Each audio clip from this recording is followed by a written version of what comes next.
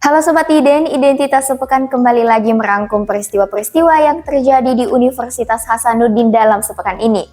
Pekan ini, Himpunan Mahasiswa Teknik Informatika Unhas mengadakan seminar yang mengundang profesional di bidangnya masing-masing. Selain itu, Unhas mengadakan kuliah umum tentang inklusivitas kampus, hingga kedatangan Anies Baswedan di kampus merah yang berhasil curi perhatian Sivitas Akademika. Berikut berita selengkapnya bersama saya, Yaslinda Utari Kasim, dalam Identitas Sepekan. Coder Institut Himpunan Mahasiswa Teknik Unhas mengadakan seminar dengan mengundang profesional di bidangnya masing-masing.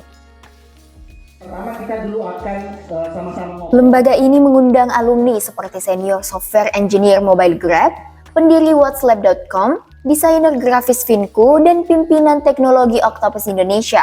Kegiatan ini diadakan untuk memberi pengetahuan kepada mahasiswa dan masyarakat umum tentang 5 divisi teknologi di Coder Institute. 5 divisi itu antara lain website, mobile apps, Internet of Things atau IoT, game development, dan user interface atau user experience. Program Studi Sastra Jepang Unhas mengadakan kuliah umum yang membahas tentang 5 level tes bahasa Jepang.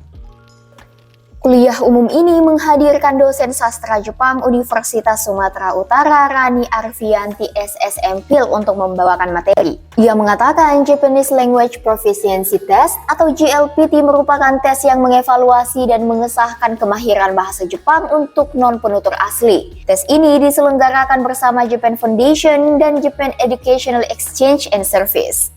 Adapun tingkatan dalam JLPT ini ada level yang terdiri dari N5 sampai N1. Level N5, seseorang sudah mampu memahami percakapan bahasa Jepang sederhana yang diucapkan secara perlahan.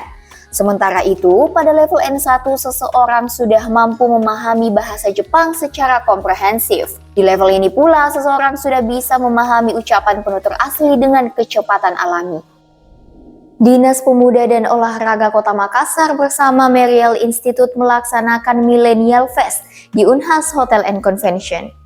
Sehubung dengan acara ini, Wakil Rektor Bidang Akademik dan Kemahasiswaan Unhas Prof. Ruslin yang hadir dalam acara tersebut mengatakan standar dunia kerja saat ini sudah meningkat. Misalnya, saat ini terdapat sejumlah standar yang diterapkan pihak universitas untuk mempekerjakan tenaga pendidik. Oleh karena itu, Unhas sendiri melakukan perubahan kurikulum bagi mahasiswa angkatan 2023 untuk menghadapi peningkatan standar dunia kerja tersebut. Kurikulum itu diterapkan Unhas guna untuk menyiapkan para mahasiswa siap kerja setelah lulus. Kita mempersiapkan dari sekarang. Untuk itu, Unhas telah berbenah. Kami sudah melakukan reorientasi kurikulum di tahun 2023 ini. Mahasiswa yang masuk di tahun 2023, kurikulum kami untuk sarjana itu hanya 7 semester. Dengan begitu, Prof. Ruslin menaruh harapan lebih kepada para pemuda yang memegang masa depan bangsa. Unhas selalu berada di tangan pemuda dan kami sadar daerah kita, wilayah kita itu tidak bisa dibangun tanpa pemuda-pemudi yang ada saat ini yang ada di Makassar. Sobat Iden, Unhas mengadakan kuliah umum dengan tema Pemikiran dan Aktivisme Disabilitas Menuju Indonesia Inklusif. Kegiatan ini menghadirkan dosen penyandang disabilitas asal Universitas Negeri Padang Antoni Saputra SSMA PhD sebagai narasumber. Antoni menyampaikan sejumlah tantangan yang ia alami sebagai penyandang disabilitas fisik, yaitu kurangnya prasarana memadai bagi kaum disabilitas. Hal tersebut memperlihatkan inklusivitas yang belum merata di Indonesia. Antoni kemudian menjelaskan hal itu merupakan hambatan dan tantangan yang harus dihadapi. Ia menyampaikan jalan keluarnya, 2 diantaranya ialah tersedianya infrastruktur inklusif disabilitas serta akomodasi suara penyandang disabilitas.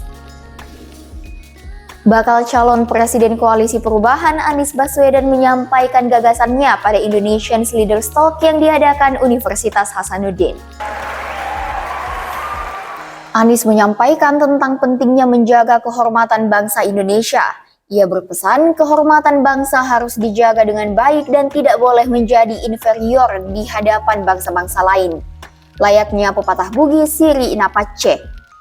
Gagasan selanjutnya tentang perwujudan satu Indonesia, satu perekonomian.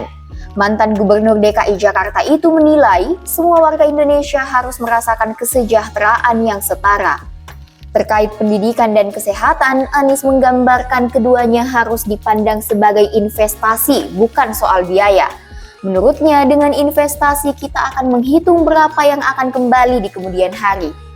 Anies turut menyoroti perlunya reindustrialisasi di berbagai wilayah Indonesia dengan menekankan pada potensi alam yang luar biasa. Dengan mengembangkan industri dari hulu ke hilir, maka lapangan pekerjaan akan muncul di berbagai wilayah.